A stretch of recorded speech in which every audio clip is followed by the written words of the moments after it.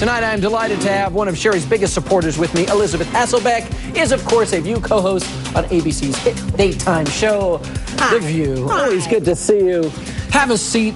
Make yourself right at home. I'm going to just do some bad chair dancing to protest Sherry's voting off of chair dancing. Yeah, do you like it? Bad chair dancing. Bad chair dancing. That's it. It's over now. I think she got kicked off after having done some good chair dancing or floor dancing. First of all, thank you for being here for the show. I loved her Newsmaker dancing. interview.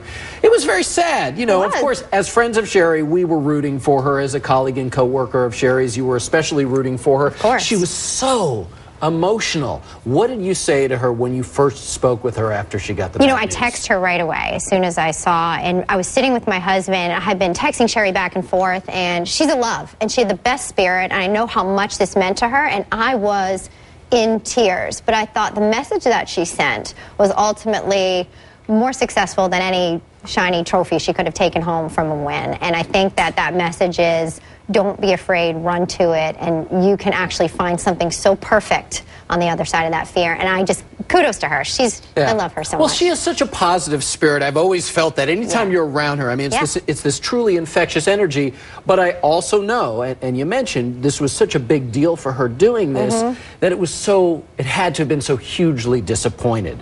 Sure. Are you a little worried about her? I mean, No. I'm sure she'll be fine, but this is going to take a little recovery time. If anyone who knows Sherry knows one thing, she can take this in stride, and she takes it with great faith and knows that there's a bigger picture involved. Yeah. And this was something that was a great challenge for her, and I've never seen anyone embrace it like she did. Yeah. And so I'm just so proud of her for taking it on, and I'm not worried about her one bit. There's more to come from Sherry Shepherd. It's a big chance to really leap beyond yourself, and that's what Sure. Sherry did. And how can you not just be proud of that? You guys at The View have been very supportive, rallying around here throughout the whole thing. All right, so Sherry's done with it. Maybe they'll take a break next season in terms of having another View co-host on, but would you do it if they came running? You just saw my bad chair dancing. That was chair dancing, Elizabeth. I don't have any I want to skills. see you in the ballroom. Well, a lot of people go on that show never having had skills. Right? Seriously, have they approached you before? No, yes, once. I can't go. I can't do it. I've got too many things going on. And you danced at Sherry's wedding. That was fantastic. No, Sherry will dance. I will run.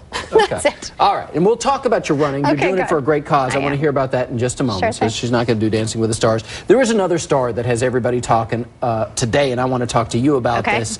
Jessica Simpson. Yes. Now, she is very pregnant, as we know, and for some strange reason that I still can't wrap my head around, some critics, people are actually going after her for how much weight she has gained while she's pregnant. It befuddles me. I don't understand it. I think it's ridiculous. Right. What's your reaction when you see something like that, having born children yourself and being in the public eye? Having gone through pregnancy 3 times myself, I throw the flag at anyone who comments on a woman's weight or appearance during that time, outside of saying, wow, you're glowing and beautiful. I mean, I think women really take joy in feeling as though during that time their bodies are really there to host and grow this baby inside of them. And you know what, for anyone to comment on her weight at this time, I think they should be denied all snacks for the rest of her pregnancy. Shame on them. Yes, shame on you. That's exactly right. No Twinkies for you. No more Twinkies. That's Twinkies, right. can you even get the Twinkies anymore? Snickers? No more. No more. You can't have them. And I do love that Jessica really seems to be having the last laugh with this. Did you see what she tweeted? No, what did she say? Let me read this because this is fantastic. She goes on the Twitter and she writes this. Last chance to see me fat, a.k.a. pregnant, on the cover of Elle. I love this shoot, and it's only on stands for a few more days. I think it's great that she's keeping such a cool head about this. Does that surprise you at all, though? Because she's been under attack for a long time for all the wrong reasons, if you ask me. Of course. You know, I think she's lovely, and I think that she's going to be a great mom, and I really hope she's enjoying this. I, quite frankly, like to get pregnant so I can enjoy snacks without any guilt. That's part of the side benefit of the pregnancy, right? Right, because as soon as she has the baby, don't worry, and she knows this is coming. She's been in the media long enough to know it. As soon as she has that baby, they are like, great, had the baby, check. Now let's get her on a scale every day and see how long it takes her to lose the baby fat. Yeah, well, ridiculous. There will be the post-baby weight watch, and then hopefully there'll be the magazine cover saying, how did she lose so much weight? Was it healthy? I mean, you know, it's all coming down the pipe. Is she eating now that she's a mom? Is she mama-rexic? Well, you'll see all these headlines, I promise. Oh, you had to endure some of that yourself, didn't you? Sure. Okay. Another star right now who's catching some flack about weight, Miley Cyrus, and that's because she's slimmed down. Now, Right. there are some critics out there that have even called her anorexic.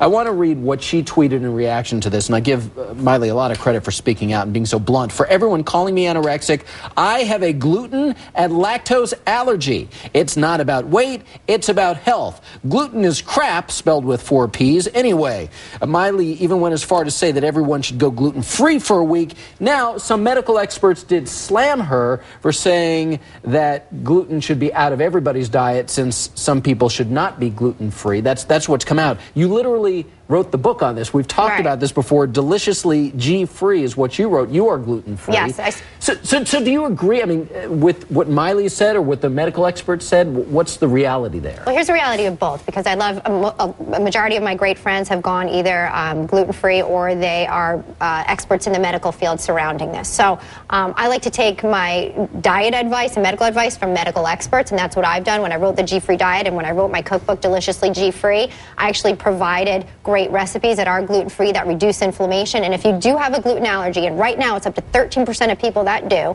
and if you do have celiac, and that's 1% like me, this is a great way to eat. And reducing inflammation will ultimately lead to better health and better fitness. And, you know, some people do experience a slim down. It's up to individual. If you're eating gluten-free donuts all day long, you're not going to slim down. But if you follow things like I outline out in Deliciously G-free, you can. And I do think that everyone from Dr. Oz to Dr. Peter Green would recommend that people do see how they feel in a gluten-free diet. Ultimately, you want to get tested for celiac prior to going gluten-free. So people need to check it out for themselves. And meanwhile, you know, you have all of this knowledge, your writing is going on, you're co-hosting on The View every day, and you're running all the time, including in a half marathon on Sunday. Yeah.